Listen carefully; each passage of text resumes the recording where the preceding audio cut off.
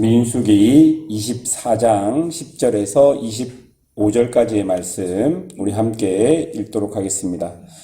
발락이 발람에게 노하여 손뼉을 치며 말하되 내가 그대를 부른 것은 내 원수를 저주하라는 것이거늘 그대가 이같이 3번 그들을 축복하였도다. 그러므로 그대는 이제 그대의 곳으로 달아나라. 내가 그대를 높여 심히 존귀하게 하기로 뜻하였더니 여호와께서 그들을 막아 존귀하지 못하게 하셨도다. 발람이 발람에게 이르되 당신이 내게 보낸 사실들에게 내가 말하여 이르지 아니하였나이까. 가령 발락이 그 집에 가득한 은금을 내게 줄지라도 나는 여호와의 말씀을 어기고 선악간에 내 마음대로 행하지 못하고 여호와께서 말씀하신 대로 말하리라 하지 아니하였나이까. 이제 나는 내 백성에게로 돌아가거니와 들으소서. 내가 이 백성이 후일에 당신의 백성에게 어떻게 할지 당신에게 말하리이다 하고 예언하여 이르기를 부올의 아들 발람이 말하며 눈을 감았던 자가 말하며 하나님의 말씀을 듣는 자가 말하며 지극히 높으신 자의 지식을 아는 자 전능자의 환상을 보는 자 엎드려서 눈을 말하기를 내가 그를 보아도 이때의 일이 아니며 내가 그를 보아도 가까운 일이 아니로다. 한 별이 야곱에게서 나오며 한 규가 이스라엘에게서 일어나서 모압을 이쪽에서 저쪽까지 쳐서 무찌르고 또 셋의 자식들을 다 멸하리로다. 그의 원수 에돔은 그들의 유산이 되며 그들의 원수 세일도 그들의 유산이 되고 그가 동시에 이스라엘은 용감히 행하리로다. 주권자가 야곱에게서 나서 남은 자들을 그 성읍에서 멸절하리로다 하고 또 아말렉을 바라보며 예언하여 이르기를 아말렉은 민족들의 으뜸이나 그들의 종말은 멸망에 이르리로다 하고 또 겐 족속을 바라보며 예언하여 이르기를 내 거처가 견고하고 내 보금자리는 바위에 있도다. 그러나 가인이 쇠약하리니 나중에는 아수르 포로가 되리로다 하고 또 예언하여 이르기를 슬프다. 하나님이 이 일을 행하시리니 그때의 살자가 누구이랴. 깃딤 해변에서 배들이 와서 아수르를 학대하며 에벨을 괴롭힐 것이나 그도 멸망하리로다 하고 발람이 일어나 자기의 곳으로 돌아가고 발락도 자기 길로 갔더라. 아멘. 발락은 자신의 두려움의 원인이었던 이스라엘을 저주하기 위해서 미디안의 용한 무당이었던 발람을 데리고 옵니다. 그런데 이런 발락의 계략과 발람의 주술은 하나님의 주권적인 개입으로 무용지물이 되고 말았습니다. 발람은 지금까지 3번이나 이스라엘을 향해 저주가 아니라 축복을 선언하였습니다. 10절을 보면요. 발락이 발람에게 노하여 손뼉을 치며 말하되 내가 그대를 부른 것은 내 원수를 저주하라는 것이거늘 그대가 이같이 3번 그들을 축복하였도다 라고 말합니다. 그럼 발람의 모습에 발락은 도저히 이해할 수 없었고 손뼉을 치며 발람을 조롱하고 무시하였습니다. 그리고 약속했던 복채도 줄 수 없다라고 말합니다. 그런데 여러분 11절을 보면요. 여호와께서 그대를 막아 존귀하지 못하게 하셨도다 라고 말하고요. 또 13절의 마지막을 보면 발람이 이렇게 이야기합니다. 내 마음대로 행하지 못하고 여호와께서 말씀하신 대로 말하리라. 이 말은 저주를 축복으로 바꾼 주체가 발람이 아니라 하나님, 여호와 하나님인 것을 우리에게 분명하게 명시해주고 있는 것입니다. 하나님의 주권적인 개입이 발람의 입을 통해 저주가 아니라 앞으로 여호와께서 이스라엘에게 주실 복을 선포하게 하신 것입니다. 이처럼 하나님께서는 당신의 백성을 위해 주권적으로 일하십니다. 지금 발락과 발람에게 일어나는 이런 일들은 이스라엘이 전혀 알 수 없는 일들이지만 이스라엘에게는 지금은 또다시 전쟁을 준비해 나가야 하는 그리고 여러 위기와 위협과 유혹과 시험이 여전히 그들의 진중에 있는 시기였습니다. 약속의 땅 바로 목전에 앞두고 지금까지의 승리에 취해 교만하고 또한 그 정착민의 문화에 취해 있을 수도 있었습니다. 그런데 하나님은 그런 이스라엘이 볼 수도 없고 알 수도 없는 그런 상황 속에서 신실하게 당신의 언약을 성취해 나가고 계셨던 것입니다. 우리도 마찬가지라고 생각합니다. 우리는 우리의 시간과 공간의 한계 속에서 우리에게 보이는 것만 보고 알 수 있는 것만 알 수 있습니다. 그러나 하나님을 믿는다는 것은 우리의 시간적, 공간적 한계를 뛰어넘어 일하시는 하나님을 신뢰하는 것입니다. 성경을 통해 우리에게 계시된 하나님은 우리의 생각을 넘어 당신의 언약을 지키시며 당신의 언약의 백성들을 위해서 일하시는 하나님이라고 기록하고 있는 것을 기억해야 하는 것이죠. 그러기에 지금 당장은 우리에게 나쁜 일이 우리에게 안 좋은 영향을 줄 수 있습니다. 그리고 여러분의 제약들이 우리에게 어떤 죄책감이나 안 좋은 일들이 오게 하겠다라는 마음을 줄 수 있습니다. 그러나 그것은 우리의 결과가 아니고 우리가 지금 우리의 신앙을 살아가는 과정인 것을 우리가 기억해야 하는 것이죠.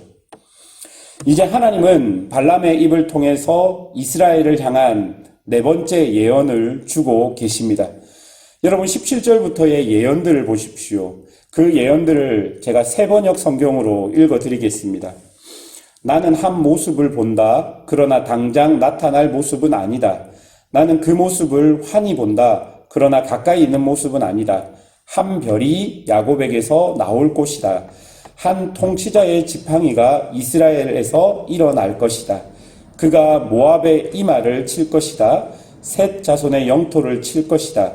그는 에돔을 차지할 것이다. 대적 세일도 그의 차지가 될 것이다. 이렇게 이스라엘은 힘을 떨칠 것이다. 야곱에게서 통치자가 나와서 그 성읍에 살아남은 자들을 죽일 것이다. 여러분 이 예언을 보면요. 이스라엘에서 한 별 그리고 한 규라고 표시된 권위자가 나타나서 모압과 에돔을 무찌르고 다스린다라고 말합니다.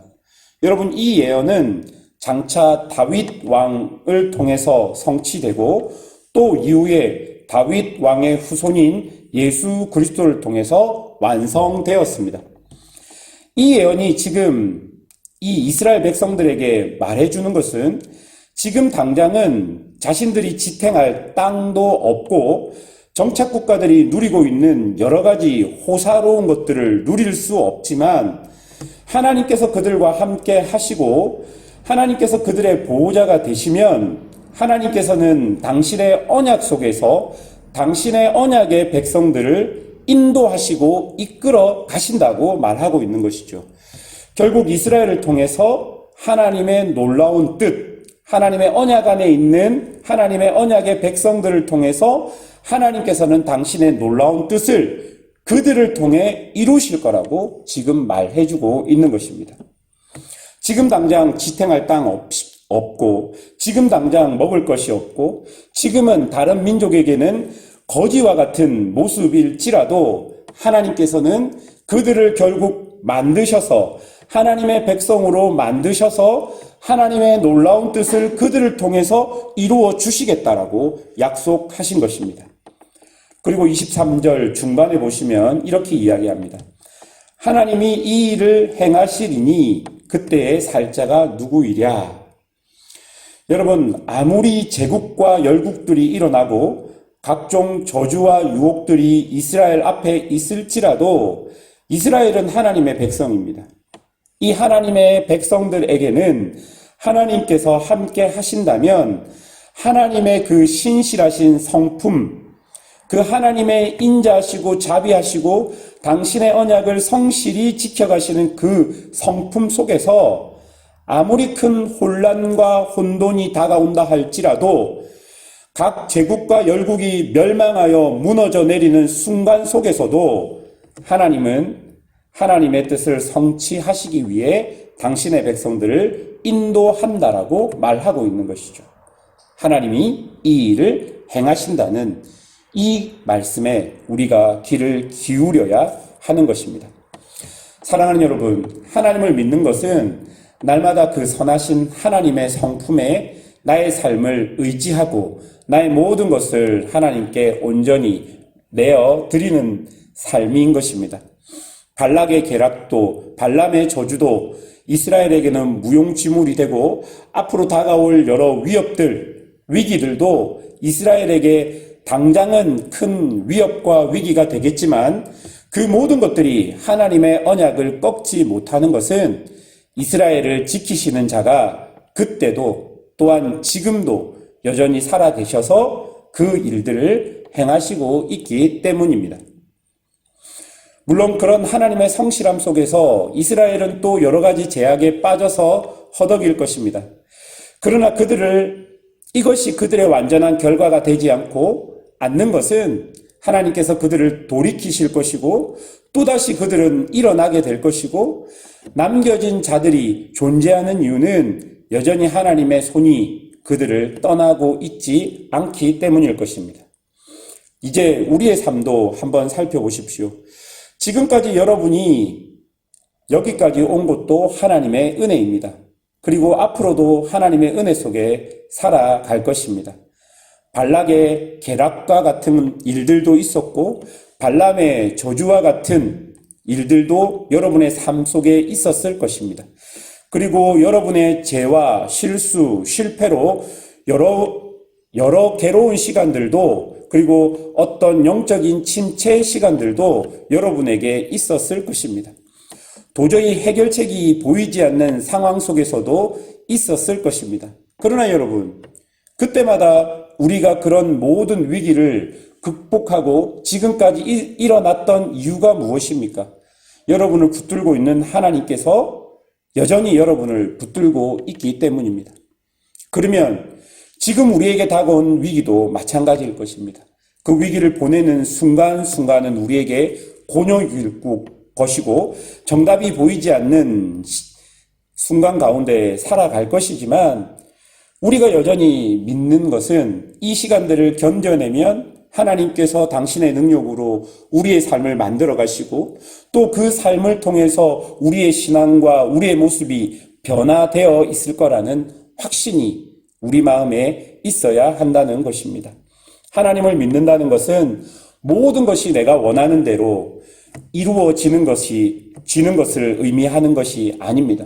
하나님을 믿는다는 것은 나에게 일어나는 모든 일 속에서 그 어떤 결과가 다가올지라도 하나님의 선하심 때문에 그 결과가 나에게 최선이고 최고라는 것을 인정하는 것입니다. 23절에서 하나님께서 이 일을 행하신다는 이 말씀을 오늘도 마음에 새기고 하나님과 함께 살아가는, 그래서 실수하고 실패하고 위기의 순간에도 여전히 하나님만 의지하고 신뢰하는 믿음의 성도들이 되시기를 주님의 이름으로 축원합니다. 기도하겠습니다.